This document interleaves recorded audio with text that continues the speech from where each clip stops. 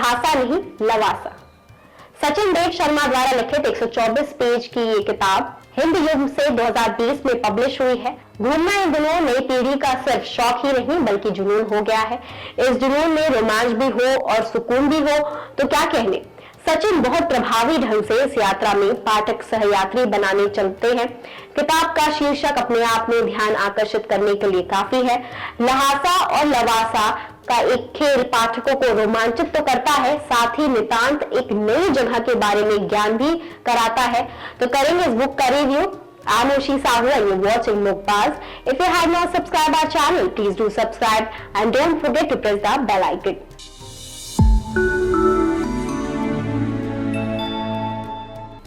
जब आप रोज की भागदौड़ भरी जिंदगी से दूर हो, ऐसी जगह जहां आप और आपके अपने या दोस्तों की मंडली हो, तो वो पल बहुत सुकून भरे होते हैं।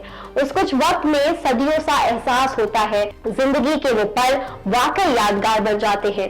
यात्रा वृत्तांत को अलग तरह से बयान करने वाली लेखक सचिन देव शर्मा की पहली किताब लहासा नहीं लवासा हमारे नजरिए में बदलाव लाती है।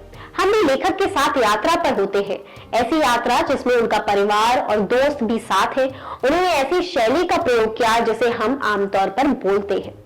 लेखक ने हर यात्रा को महसूस किया है। उन्होंने जिस तरह वर्णन किया है उससे लगता है कि हर बार उनके भीतर का यात्री उन्हें हर यात्रा के बाद संतुष्ट करता है।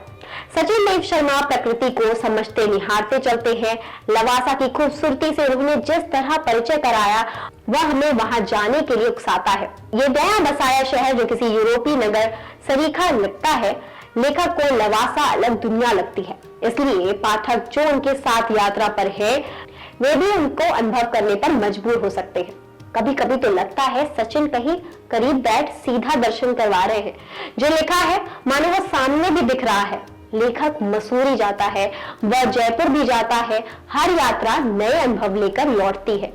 सचिन देव शर्मा की किताब लहासा नहीं लवासा उल्लेखनीय है, जो हमारे पारिवारिक यात्राओं का उत्सव है। हम में से ऐसे तमाम लोग हैं जो देश दुनिया को जानने और कुछ रिलैक्स करने के लिए यात्राएं करते हैं। सचिन उसी श्रेणी में यायावर है।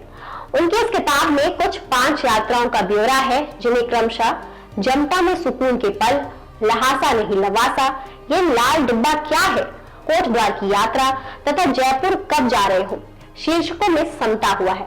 लेखक की इन सभी यात्राओं में परिवार या फिर पारिवारिक मित्र शामिल है। लिहाजा स्थानों के ब्यौरे के साथ साथ कुछ हल्के फुल्के छड़ भी आते रहते हैं। इससे इन यात्रा संस्मरणों में एक अलग किस्म की अनौपचारिकता और घरेलू परिवेश की खुशबू है। किताब में लेखक ने काफी हद तक तस्वीरों की कमी को पूरा करने का प्रयास किया है। उम्मीद है कि वे अपनी अगली किताब में शब्द चित्रों पर और ज्यादा फोकस बढ़ाएंगे। हिंदी में सेल्फ हेल्प किताबों का चलन नहीं है। सचिन देव शर्मा कुछ एक HR प्रोफेशनल है, तो भविष्य में यदि चाहे तो ऐसी किताबों को बड़ी खूबसूरती से सेल्फ हेल्प किताब के रूप में विकसित कर सकते हैं, जिससे यात्रा संस्मरणों के साथ साथ कुछ उपयोगी जानकारी भी हो।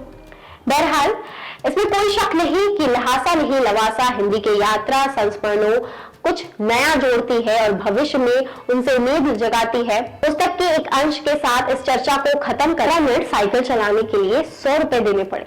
रंग बिरंगी साइकिलें रह रहकर अपनी ओर आकर्षित कर रही थी। साइकिलें भी अलग अलग तरह की थी। पुरानी साइकिलें जो बिल्कुल अलग, कोई 1 सीट की, कोई 2 सीट की, तो कोई 3 सीट की। ये 2-3 सीट की साइकिलें कैसे चलती होंगी? इससे पहले कि ये सवाल मैं उस साइकिल वाले से पूछ पाता, 3 सीट की साइकिल पर सवार 3 बच्चे तीर की तरह मेरे सामने से निकल गए।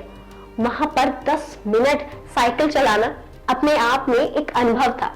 सूरज की रोशनी से ऊर्जावान वह दिन और सपाट सड़क पर सर पर साइकिलों को दौड़ाना अपने आप में किसी बड़ी उपलब्धि से कम नहीं था।